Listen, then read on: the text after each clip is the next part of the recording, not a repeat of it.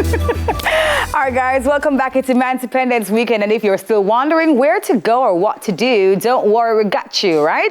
So, travel and UGC content creator Tashika McCain joins us now to share 5 must-visit local spots that are perfect for exploring this weekend or even on Emancipation Day. Or any time at all for that matter, don't it? Because you've been all over the country. Yes, welcome, all 14 parishes. Welcome. I was just asking you a while ago, how many places have you gone to? You see a lost count. Yes, I have. Yeah, okay.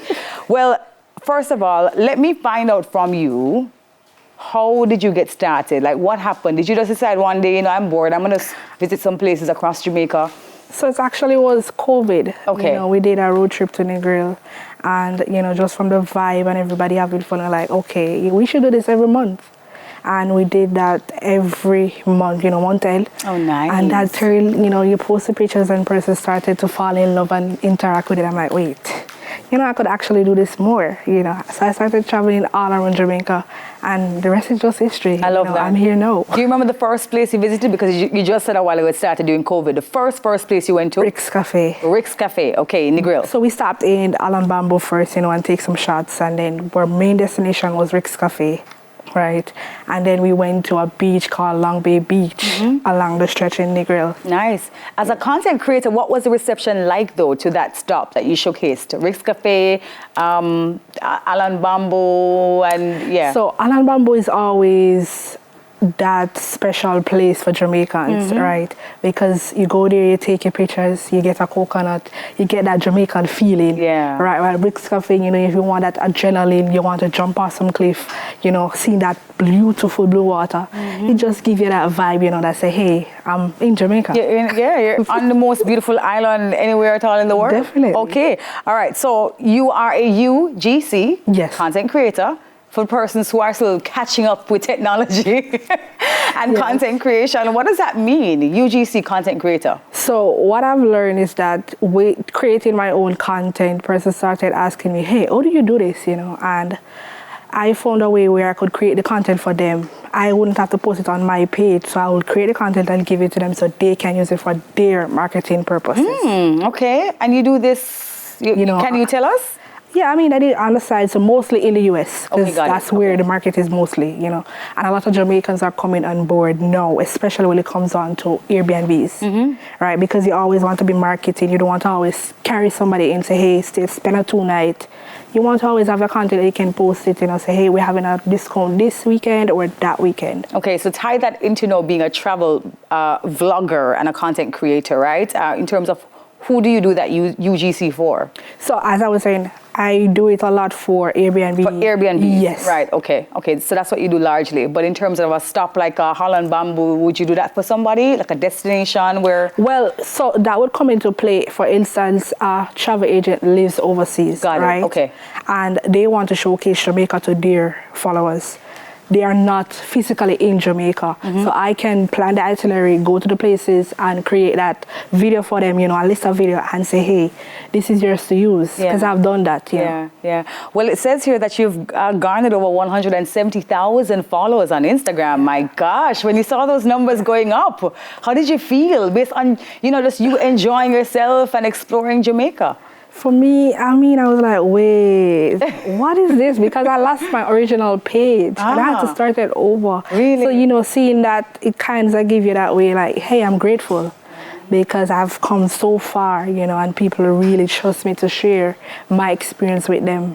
Yeah. It means a lot. Yeah. Honestly. Tell me the type of content, though, that grabs the most attention. Or rivers and beaches. The rivers and beaches, Food. People love food, right? So that, when you want to go somewhere, like, hey, where can I go for the weekend?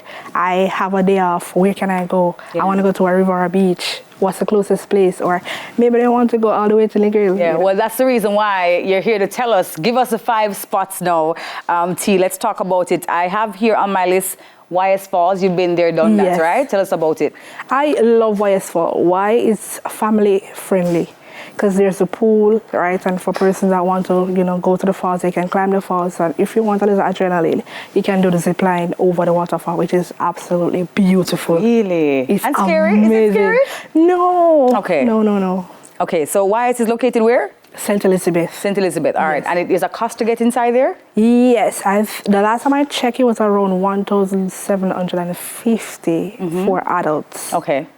Right, I'm not sure if they changed the price because they often I mean, that's too bad. Yeah, that's too bad. Because you get a waterfall and you get the pools. All right, cool. So that's a good one. Number 1, Wise Falls. Number 2, Blue Lagoon, Reach Falls. Tell us about that one. So Blue Lagoon, it's perfect because it's free, right? And the water is very blue. A lot of time persons don't even know that Jamaica has a lot of blue waters, right?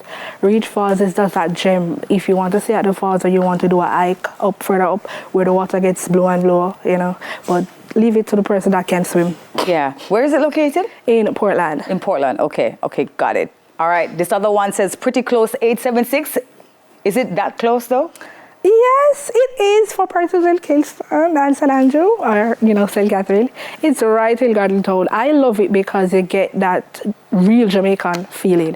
So you get the coconut in the water. That's where they chill the coconut. Oh, yes, I've seen it on Instagram for sure. Right, you get the authentic Ital food. Yes. Then you can go for a hike. Sometimes there's a dog that leads you to the hike. There's a dog? Yes. An intelligent dog? Guide. Yes. That lead, the dog is the tour guide that carries you to where you're going to go. He knows where to go and he knows where to come back. And he knows all of the steps and everything. All right, mercy me. Okay, Duns River, of course, it's a favorite on everybody's list. And then you have Little Duns River as well. Yes, so for persons that don't want to go to Duns River, Little Duns River is right there. You get a beach and you get the river. Okay, and it's actually called Little Duns River? Yes, that's the name. All right. Number 5 says Spanish Bridge. Where is it located? Right in St. Mary, so it's on the border of St. Mary and St. Anne, so it all depends on which side you're standing. Okay. Right, and the water is very blue. And if you want to, the adrenaline, you can do the rope swinging. All right, so I should have asked you about cost, but there is a cost to get into Duns River. Yes, it's still a 1,000 right. with your ID. Can you walk with your ID, guys? Yes, please walk with your ID, please. Okay, nobody go up there twanging. All right, walk with your ID, please. Spanish Bridge, a cost is there as well? Not to my knowledge. There wasn't no cost when I went there. Okay, all right, my darling, we're out of time. Tell us where we can find you and follow you. You can find me on Explore with Tash on Instagram and on TikTok and on YouTube. You have Dora the Explorer? Yes. Tash the Explorer, all right? That's what my friends call me. See, on point. Tash the Explorer Travel and UGC content creator Tashika McCain. We take a break. We soon come back. Stay with us right here on Weekend Smile. Love this. Really, really cool.